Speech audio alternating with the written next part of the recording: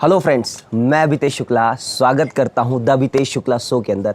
और आज इस शो के माध्यम से मैं आपको डायरेक्ट सेलिंग के उन चेहरों से रूबरू कराने वाला हूं जिन्होंने बड़े ही कम समय में बहुत ही ख्याति, नाम, पैसा, इज्जत, शोहरत कमाया है। और आज वुमेंस डे के उपलक्ष्य में मैं एक ऐसे लेडी को आपके सामने लेके आया हूं जो कि ना सिर्फ भारत के अंदर बहुत सारे लोगों की इंस्पिरेशन है, प्रेरणा स्रोत है, बल्कि आपको इतना अच्छा लगेगा आज उनको जान के, लाइफ के अंदर 10 कदम आगे जाने के लिए आप प्रेरित होने वाले हैं। तो चलिए मुलाकात करवाते हैं the youth icon of India, the lady tycoon miss Sonam Jaiswal madam से।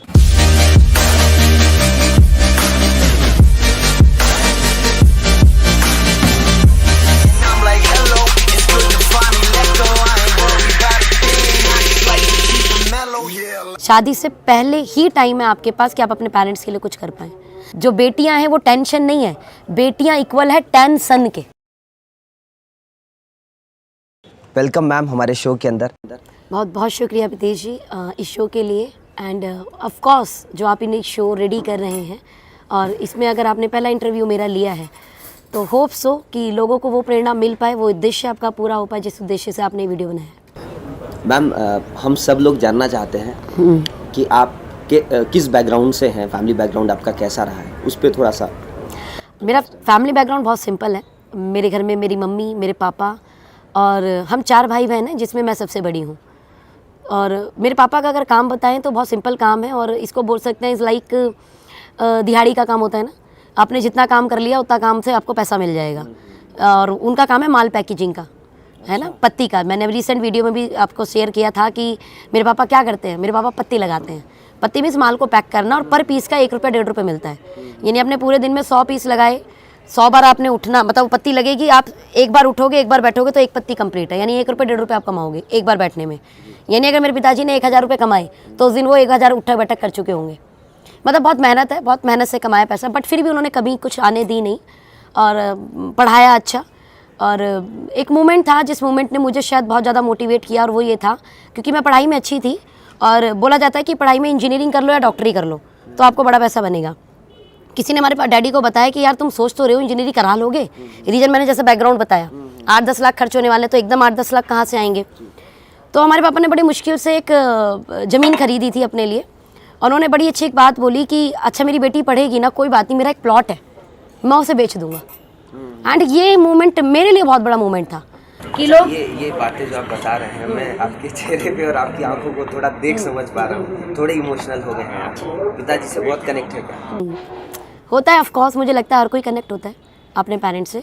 बट मैं डिस्कस ये करना चाह रही थी कि अगर किसी पेरेंट्स की इस तरीके की सोच होती है कि वो बेटी के लिए भी और बेटे के लिए भी समान सोच रखें। मैंने बेटे की पढ़ाई में लोगों को ज़मीनें बेचते देखा है, लेकिन इस सोच के मेरे पेरेंट्स आई ब्लेस्ड कि बेटी की पढ़ाई के लिए वो अपनी ज़मीन बेच सकते हैं।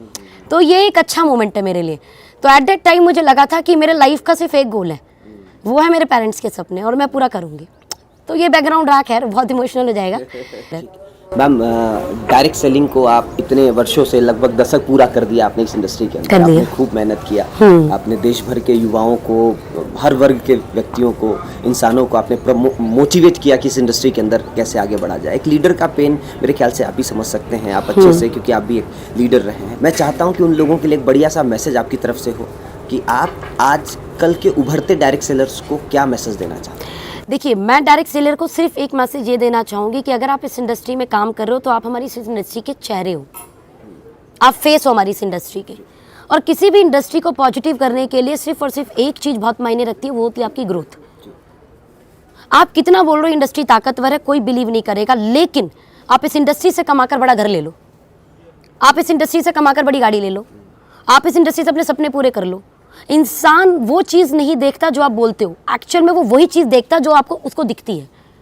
उसे दिखेगा क्या? आपका लाइफस्टाइल। उसे दिखेगा क्या? आपके अचीवमेंट्स।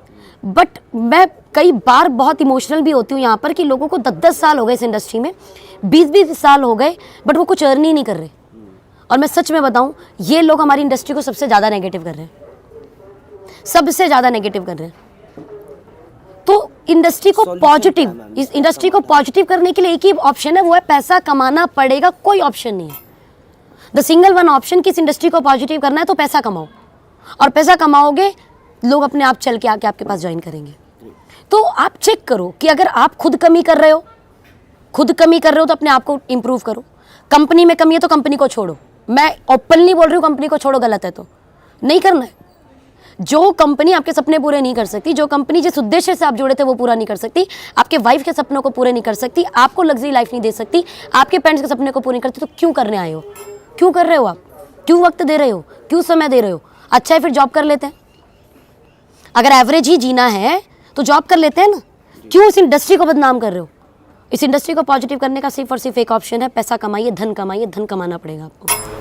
चलिए अच्छी बात है मैम। एक ऐसा इंसिडेंट हम जानना चाहते हैं आपकी लाइफ का, आपके जीवन का, जो कामयाबी से पहले इनिशियल डेज में, फाइटिंग डेज में, स्ट्रगलिंग डेज में बड़ा ही भावुक रहा हो और आपने मुझे एक बार याद है कि मुझे 6 साल हो गए थे इस इंडस्ट्री में। ऐसे बहुत सारे लीडर होंगे जिन्हें इस इंडस्ट्री में 6 साल 7 साल हो चुके होंगे, बट सपने में बड़ी जान था कि सपने पूरे करने हैं।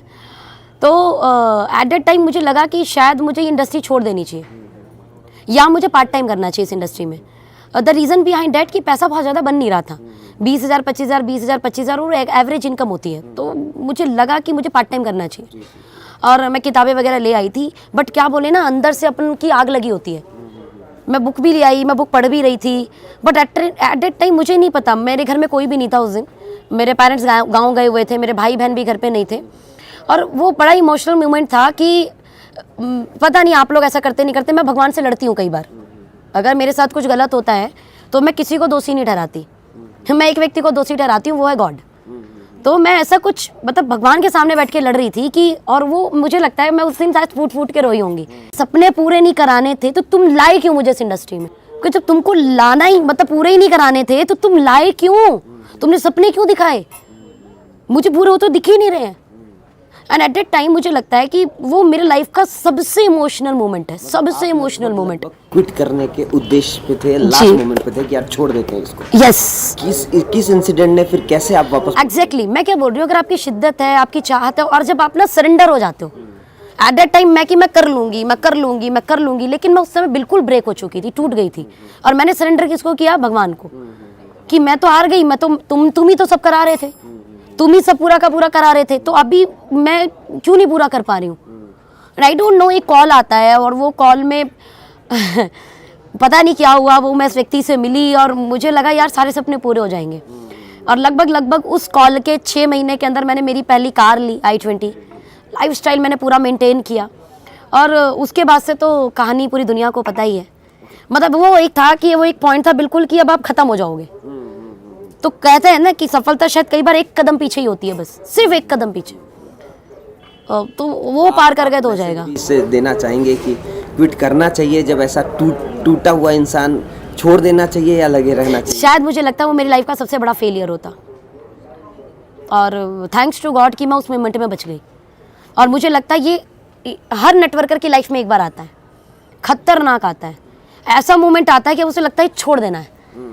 लेकिन वाकई में अगर आपने ईमानदारी से काम किया, मैं इसलिए बोलती हूँ ईमानदारी से काम करो, एथिकली काम करो, गलत मत करो, गलत कमिटमेंट मत करो, किसी को झूठ बोल के मत लेके आओ, सच करो। टीम को किसी के देखते हैं हम कई बार सेम ऑर्गेनाइजेशन में रह के ना लोगों की टीमों को ब्रेक करते हैं, है ना, उधर भी काम कर रहा है, उसकी आईडी इधर, कभी भी ऐसे मूवमेंट्स मत करो। हाँ, कॉम्पिटिटर्स के साथ आप लड़ सकते हो, वो कॉम्पिटिटर्स हैं आपके, वो टाटा भी बिरला से लड़ता है, बिरला रिलायंस से लड़ता है, कॉम्पिटिटर्स के साथ लड़ो, लेकिन सेम कंपनी में रहकर कभी अनएथिकल एक्टिविटी मत करो। अगर आपने अनएथिकल एक्टिविटी नहीं की है तो फिर मैं बोलूँगी कि आपके लिए फिर कभी ये मोमेंट आया भी ना तो आप टूटोगे नहीं। उस समय बस ये याद रखना कि उस समय आपका अगर हौसला किसने बढ़ाया है तो वो सिर्फ एक पावर है, वो है गॉड। वो आपको खींच देगा ऊपर, उसके बाद आप देखना चीज़ें बड़ी हो जाएंगी। जानना चाहते हैं कि आपने ये तो बता दिया कि क्विट कभी नहीं करना चाहिए, हाँ। लगे रहना चाहिए, लेकिन हम ये जानना चाहते जब आप सफल हो गए, हर खुशी आपकी मुट्ठी के अंदर हो गई, हर चीज़ बड़ा आसान सा लगने लगा, तब ऐसा कोई मोमेंट आपकी ज़िंदगी में आया? एक्चुअल में ये था कि जब हम लोग बेसिकली गोरखपुर से और दिल्ली रहते हैं पिछले 30-35 साल से, तो जब हमारे पापा यहाँ पर आए तो उन्होंने नौकरी की, फिर नौकरी के बाद अपना खुद का दिहाड़ी वाला काम शुरू कर दिया। उनको दुकान खोलने का बहुत मन था। Bhagirath palace is a hot market in electronic, तो वो जब भी पैसा अमाउंट इकट्ठा करते थे तो दुकान उससे महंगी हो जाती थी। मतलब मान लीजिए उन्होंने 20,000 इकट्ठे किए तो दुकान 50 की हो गई, 50 इकट्ठे किए तो दुकान लाख की हो गई, लाख इकट्ठे किए तो दुकान 5 लाख की हो गई, ऐसा।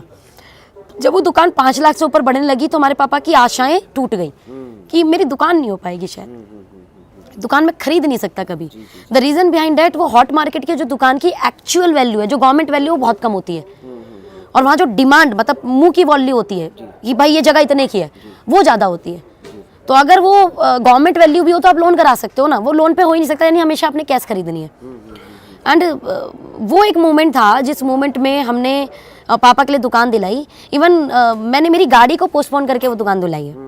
मैं जगवार बुक कर चुकी हूँ, बहुत सारे लोगों को पता है कि मैं जगवार बुक कर चुकी हूँ, और मैं उसका डाउन पेमेंट दे चुकी थी। एट दैट टाइम एक दुकान वहाँ पर सेल हो रही थी, और पापा ने मेरे को बड़े धीरे से बोला कि बेटा हम गाड़ी कुछ दिनों बाद ले सकते हैं क्या, एक दुकान बिक रही है, वो दुकान लेनी है मुझे। This the very emotional moment कि आपके पिता आपसे पूछ रहे हैं ऐसा। कब पूछ रहे हैं? क्योंकि उन्हें पता कि उनकी बेटी की औकात हो गई है, और ये औकात बनी किससे? इस इंडस्ट्री से। तो एट दैट टाइम ठीक है पापा, कोई दिक्कत नहीं। तो आपने वो दुकान खरीदी? 2 महीने के पे आउट में 31 लाख रुपए की वो दुकान थी, by madam, single cash. It's a very emotional moment. अपने जीवन के अनुभव में मैंने देखा है कि लोग अपनी बेटी की शादी के लिए अपना घर, अपने गहने, अपनी जेवरात, अपनी जायदाद सब बेच देते हैं और शादी करते हैं। सही बात है। मैं बहुत कम ऐसी बेटियों से मिला हूँ जो कि शादी से पहले ही अपने माँ बाप को ही करके देते हैं। एंड मैं बस सच्ची बताऊँ, इट्स अ पीनट। अभी तो और बाकी है। 2 महीने बाद मैं पापा के लिए गोदाम लेने वाली हूँ। दुकान चाहिए तो गोदाम भी चाहिए। तो अभी 2 दिन पहले पापा फिर पूछ रहे थे, बेटा वो दुकान तो हो गई, उसके ऊपर ना गोदाम और बिक रही है। मैं पापा मतलब अभी मेरे को गाड़ी लेने दो ना, अभी 2 महीने ऑलरेडी पोस्टपोन हो गया है। बोले कोई बात नहीं बेटा, 1 साल दे देना, मैं वापस दे दूंगा। मैं अरे बात करके, अब तो उधारी थोड़े दिया है आपको, इट मीन्स अभी गोदाम भी लेना है। तो एक और मोमेंट है, और लगभग 27 लाख कैश की दुकान है, एंड आई डैम श्योर मैं उसको नेक्स्ट मंथ परचेज करके उन्हें दे दूंगी। Then I plan my car. उस कार के साथ में दिसंबर में, ये मेरे 10th क्लास का ड्रीम है। किसी ने बोला था सपने लिखवाओ, और थैंक गॉड हमारे टीचर ऐसे थे, वो भी सपने लिखवा देते थे। तो मैंने मेरी मम्मी से पूछा कि मम्मी आपके क्या सपने हैं। एट दैट टाइम देखो मम्मी खुल के बोली। मैंने को बोला आप कुछ नहीं सोचना, आपको सपना बताना है क्या है। उन्होंने बोला मैं ऐसा घर चाहती हूँ जिस घर में आगे बाग हो, फवारा हो, बहुत बड़ा वहाँ पे टीवी का रूम हो, मेरी बहुत अच्छी ओपन किचन हो, बहुत शानदार बेडरूम हो। मतलब ऐसा उन्होंने अपना घर का प्रोजेक्ट मुझे दिया है ना। पीछे की तरफ उनको बहुत शौक है गाय पालने का, कुत्ते पालने का, मतलब बहुत प्यार करते हैं जानवर से वो, या तो उससे पीछे की तरफ ना एक ऐसा वो कि ऊपर वहाँ पे ना डॉगी भी रखेंगे और गाय भी रखेंगे। अभी यार अभी ऐसा घर बनाने के लिए तो कम से कम 500 गज चाहिए, और शहर में 500 गज प्रॉपर्टी का मतलब आप कम से कम 2 से 3 करोड़ रुपए रख लो साइड में।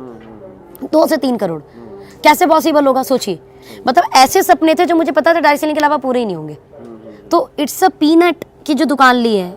अभी अगले 1-2 महीने बाद आपको मेरी दूसरी वीडियो मिलेगी जो गोदाम की होगी, मेरी गाड़ी की वीडियो मिलेगी, और दिसंबर पूरा होता तो घर की वीडियो मिलेगी, जो हो जाएगा। तो अगेन इट्स अ पीनट, ये कहूँगी मैं। ये वाकई में प्रेरणादायक है। आपके साथ ये कम्युनिकेशन रखना और आपसे ये सब चीज़ें सुन पाना, ये अपने आप में इंस्पिरेशन है। मेरे लिए नहीं, ये मुझे लग रहा है तोहफा है।